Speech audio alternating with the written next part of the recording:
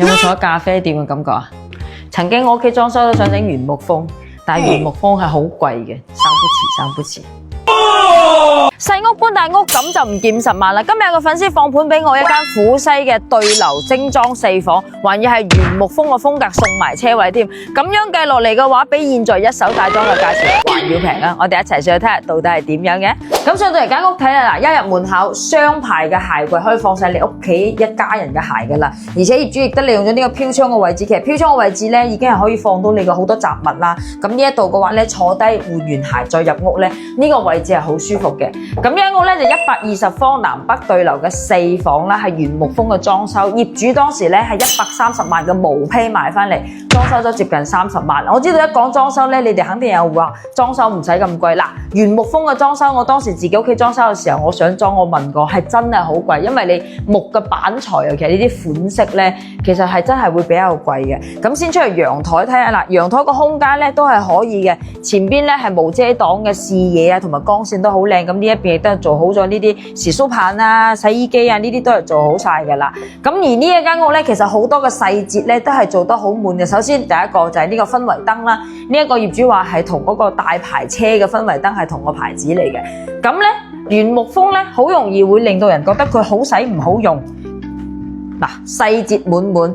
每一個門咧入邊咧都做咗一條金屬嘅加固條嘅，呢個都係細節位嚟嘅，就防止佢會變形啊嘛。同埋咧嗱，呢啲咁嘅木質嘅台啊，你唔好睇佢，雖然係睇起嚟係簡簡單單，但係其實呢啲實木嘅材料咧會用即係買入嚟嘅話咧，其實係比較貴嘅。咁呢個飄窗位置咧，你可以再好好咁利用一下，因為呢個戶型其實我當時都講過好多，我見過人哋係喺呢一度咧整個櫃咧係可以整得好靚嘅。咁而呢一間屋唯一嘅缺點咧，就係呢一個廚房啦。嗱，廚房咧係真係不規則嘅形狀，但係佢係夠大嘅。你個洗、切、煮同埋呢度可以放到你嘅雜物都係冇問題。同埋咧，佢個視覺面咧，呢一度有個窗做埋防蚊紗窗咧，個空間同埋呢一個通風咧都係好靚嘅。只不過就係佢會有少少唔規則。因為咧4房2衛嘅設計，整間屋咧無論係由門到衣櫃咧，都係同客廳嘅原木風嘅搭配風格係一模一樣嘅。其實業主嘅細節位你可以睇到，佢所有咧嗱呢一間房做嘅係榻米啦，但係其實佢個書台位咧都係加長咗，亦都係有埋電掣，你可以俾小朋友喺度嘅話，你可以放到好多個書啦，同埋做作業亦都係好方便嘅。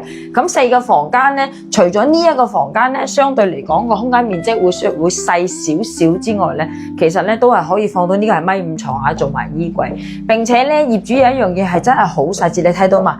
佢連房間嘅氛圍燈咧都一樣係做咗，所以當時佢裝修嘅時候真係花咗好多心思，同埋真係用嘅錢係唔少嘅。1.8米床呢個梳妝台同埋衣櫃，包括咧嗱，我好中意呢一張台。如果到時有冇我個粉絲朋友買咗嘅話，可唔可以將呢張台俾我啊？都係好舒適嘅。咁屋就睇完啦，裝修咧係真係幾典雅同埋精緻嘅。咁原木風嘅裝修，好多人會擔心一個問題，就係因為全屋都係木嘅話，甲醛會唔會有問題啦？呢間屋業主裝修落嚟咧，佢辟味咗一段時間，自己住咧都住咗2年，因為現在咧佢要搬去更大嘅屋咧，所以先至賣嘅啫。咁計翻落嚟嘅話咧，其實業主居住嘅時間唔長啊，咁佢甲醛又已經去晒，家私嘅新淨程度亦都保存喺度嘅話，咁呢一間屋基本上就可以拎包入住啊！仲有記住佢帶埋車位，一步到位添。有興趣嘅話喺我評論區打原木風，或者點擊下邊嘅小風車，我將所有資料發俾你哋。關師帶你了解更多房產思維。